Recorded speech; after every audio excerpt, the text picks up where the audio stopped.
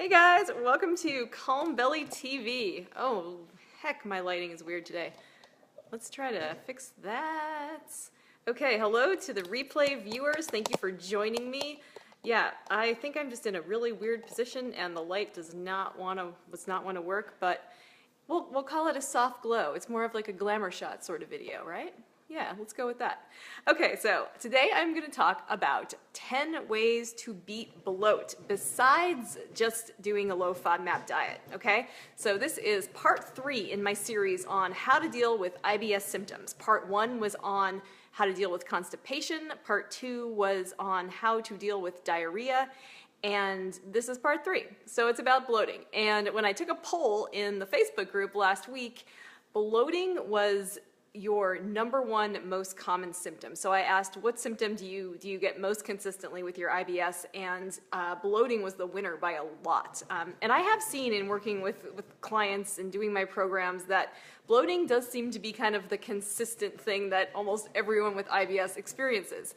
So there are a lot of things you can do besides just low FODMAP. I'm just checking to make sure the comments are working. I've had some weird issues with this app lately. There are lots of things you can do besides just being on a low FODMAP diet. And the low FODMAP diet, like I said in the past 2 parts of this series, it really can be your first line of defense against these symptoms. And the thing is, if it's not working for you right away, take some time. You know, sometimes it takes time to learn the foods you should be eating, the portion sizes that work for you. There's a lot of different factors that go into it to getting into the mode where the FODMAP diet is really making a big difference for you, and it just takes a little time. So at first it can be hard, but give it a little time and that can really make a big difference. However, if you do these other things, you follow these 10 tips, you might be a lot happier about your bloating situation, and we all definitely want that, all right? It is no fun to want to, get dressed to go out at night or for a special occasion and you don't even want to put on your tight jeans because you're bloated. I have been there and it is no fun. So I'm going to go right into these 10 things and I'm going to move fast because there are 10 of them. So let's do this, all right?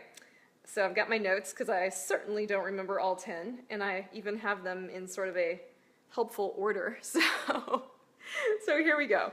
The first way to beat bloat is to quit carbonation, all right? Now, all of these 10 things might not apply to every single one of you, but even just trying a few of them, try 2 of them, maybe 3, and that could really make a big difference. And, think about it. Think about if this is something that might be making you more bloated and you haven't really realized it. So carbonation, so we're talking about seltzer, like those really great flavored La Croix waters, right? That's still carbonation, even though it's not like Diet Coke. So bubbles in drinks it's just more air inside your digestive tract, and that can really make you bloated. It can cause a lot of pressure. It can even cause a lot of pain from that pressure, and it can be really intense. Not everyone's going to be as sensitive to it. Like I personally am sensitive to it, so it's just something to consider. So carbonation. I think my husband's phone is ringing in the background. I did put mine on silent, I hope. Let me check. Okay, hopefully you guys didn't hear that. All right, so number 2, how to beat bloat. So this is a good one, and it's something that you can master over time. So it is to eat until you're satisfied but not stuffed. All right, so this helps with all your IBS symptoms, really. It helps for anyone with a sensitive stomach, and it just takes a little practice. We talk about portion size a lot. Sometimes it really puts a lot less stress on your digestive system when you're eating smaller meals more frequently. It's just puts less work for your body to do, right? So try to get to the point where you're satisfied. There's no need to go hungry on a low FODMAP diet or if you have digestive issues, but at the same time you don't want to have that stuffed feeling, right? And that can not only kind of make you feel bloated, but it can actually lead to bloat because it kind of triggers your symptoms because you're so full and your body is having to work really hard to digest. All right, so that's number 2. Number 3, the third way to beat bloat. All right, maybe you've never heard this one before, but don't use straws for drinking. So no drinking straws. So the reason for this is because when you're drinking your water or whatever it is out of a straw, you're sucking in extra air that you wouldn't be if you were just sipping it. So give up the straws, and kind of the second part of that is don't chug your drinks. So by chug, I mean like gulping it down. So when you do that, you're kind of forcing a lot of extra air down into your body, and if you do that kind of too much habitually, that can make a difference and make you more bloated. You know, it's like the carbonation thing. Bloating can really just be a result of air in your digestive tract. Okay, we are on to number 4.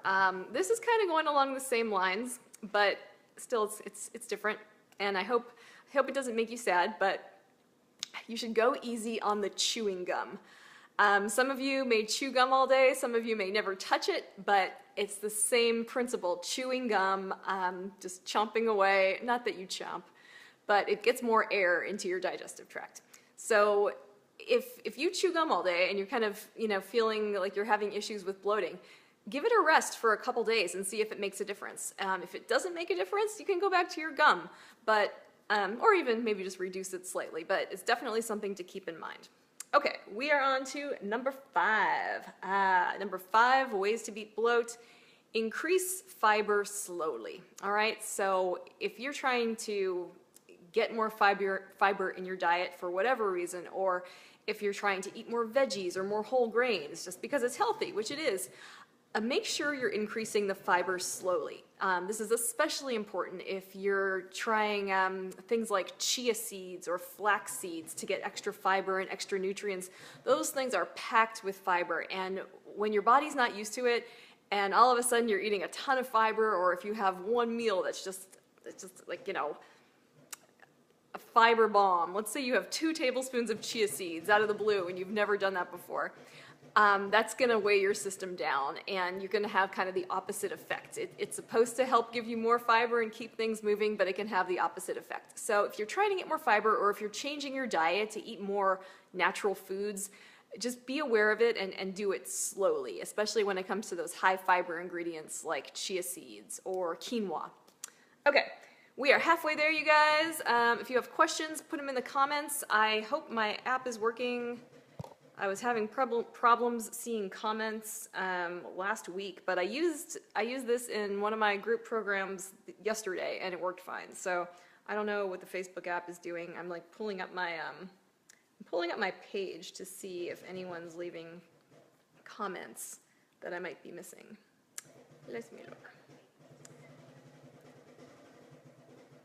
Okay, Kristen said hello, so I can see, oh, there we go, I see you on my phone. Okay, so the comments are working. Thanks for watching, Kristen, I appreciate it. And that was me talking on my computer. Technology is so much fun, you guys. Okay, let's move on to number 6. I think this is number 6. So, hi Joanne, good to see you.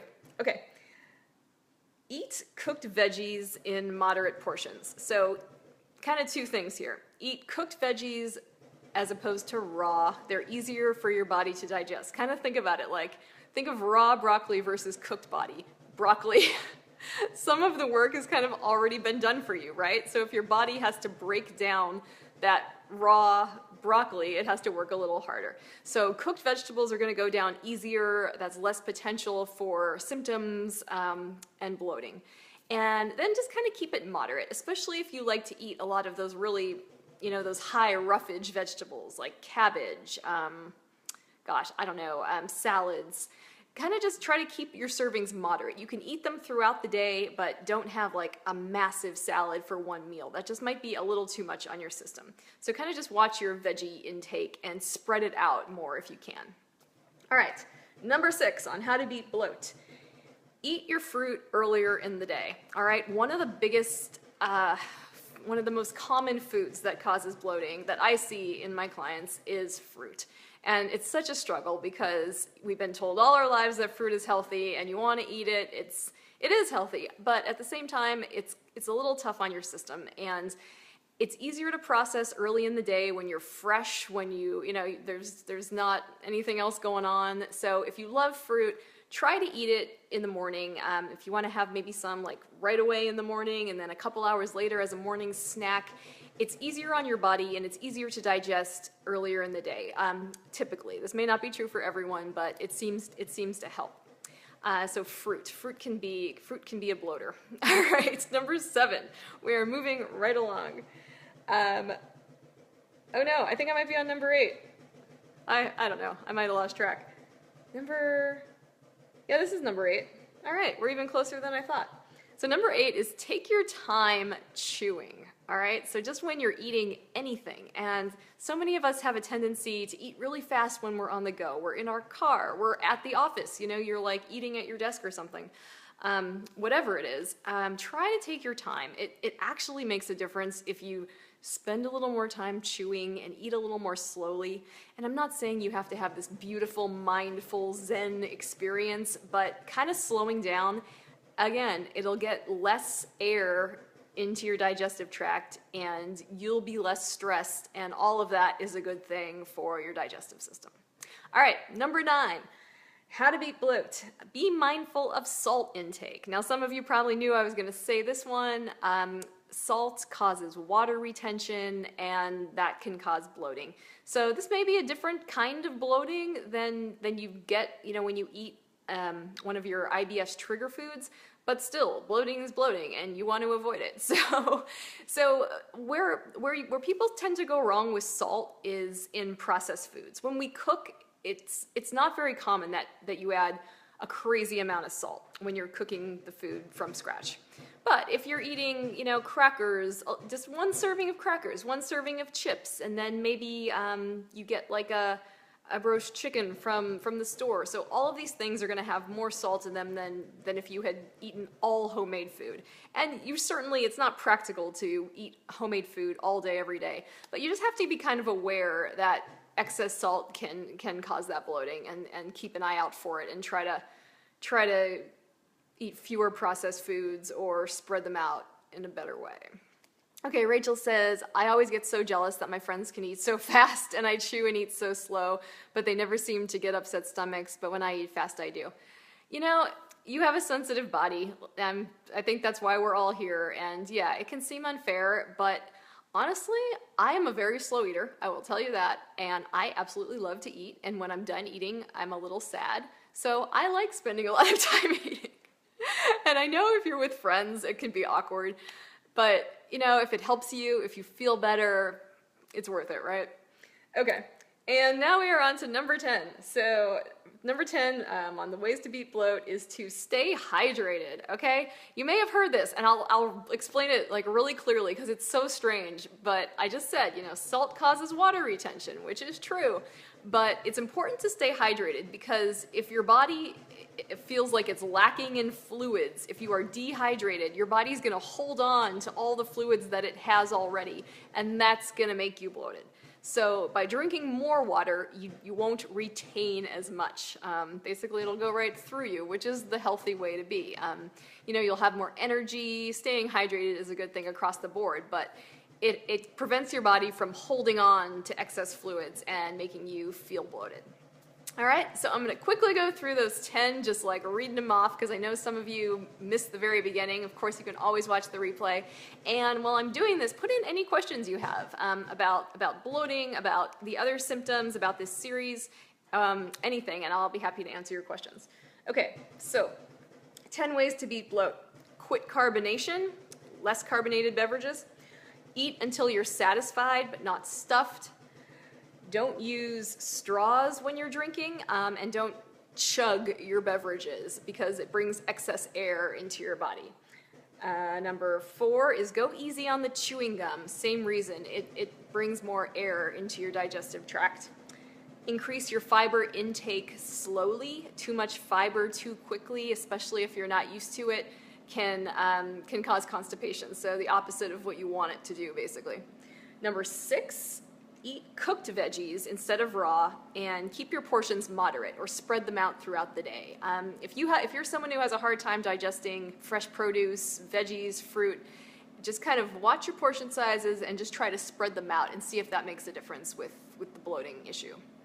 Number 7 Number 7 is eat your fruit earlier in the day. Fruit is a tough one. Fruit causes symptoms for so many people. I see this with clients all the time, and it really can make a difference if you eat it early in the day when your body is fresh and it's easier to digest more difficult foods, okay? Number 8, take your time chewing. We just did that one. It causes less stress on your body. It's more relaxing and less air gets in there. Number 9, be mindful of your salt intake because salt causes water retention. And number 10 is to stay hydrated because if you're not hydrated, your body's going to hold on to all the water it possibly can. All right, so that was 10 ways to beat bloat besides doing a low FODMAP diet. Remember, getting that low FODMAP diet down, kind of acing it, learning about how to make it work for you. That can be a game changer when it comes to bloating, but these other things can make a big difference too. All right, so there's probably at least one you can try tomorrow. Okay, Joanne says, Sunday's the big day and I'm starting elimination. Awesome. Just wondering if you want to lose weight, how many grains or bread a day? On elimination, should it be all gluten-free? Okay, it does not have to be all gluten-free. So gluten has nothing to do with FODMAPs because it's a protein, and FODMAPs are carbohydrates and sugars, kind of the same thing. So you don't have to avoid gluten. However, you're going to be avoiding wheat, and to get bread or crackers or cereal that has no wheat, it is usually a gluten-free product. All right. However, even if you find gluten-free bread that has no wheat, you also have to check to make sure there are no other high FODMAP ingredients. Like sometimes bread will have honey in it as the sweetener. That's just one example. So that's the thing with gluten. Now, to lose weight, it totally depends. It depends on your body, how much weight you want to lose. You don't have to limit your grains if you're trying to lose weight. The real key is to count those calories. It's a matter of burning more calories than you eat and you will lose weight. So if you want to eat, nutritious grains like quinoa and brown rice, that can be part of a really great weight loss plan. So it's really kind of about how you want to approach it. I hope that helps. And you'll do great. Start that elimination phase and do it. You'll do great. All right, can I answer any other FODMAP-y questions, bloating questions? Happy to answer questions. I'm just happy that my Facebook app is working and I can see your comments because it has been so weird. You're welcome, Joanne. All right, guys. Well, thank you for tuning in live. I love it. I appreciate it. And thank you for watching the replay. If you have a question about this video, ask it below the video. Tag me so I definitely don't miss it. And if you have general questions, bring them to the Facebook group. Happy to help, and there's so many awesome people in there who will give you tons of help as well. Is there a guide for calories? I would Google it, Joanne. I would Google calorie calculator. Try that. Since like weight loss and calories aren't like my main focus, I don't want to just kind of give you advice without really understanding your personal needs and your body, your diet. There's a lot that goes into it. So if you want to figure out a calorie info, like how many a day, Google calorie calculator. And I mean, I could tell you it completely depends on where you're starting out and where you want to be. So maybe I can lose weight if I eat 1,500 calories. Maybe someone else needs to eat 1,200 calories. It totally depends. But there are like online calculators that can help you get a ballpark, and those are just guidelines. So that's what it is. So yeah, give that a try. You'll find a lot of stuff. Look for reputable websites, maybe like Prevention, MayoClinic.com. Those are really reputable and have a lot of good information. All right, guys, thank you for tuning in. I hope you enjoyed this series. If you want to catch up on part 1 and 2, which were on ways to deal with constipation and diarrhea, those are both now on my blog with all the videos and all the key points from the videos, so you can go there to check it out. And they're right here on my page. So if you click on the videos tab on the Facebook page, you will see all my live videos. So you can catch up. All right, thanks for watching, and I will talk to you soon.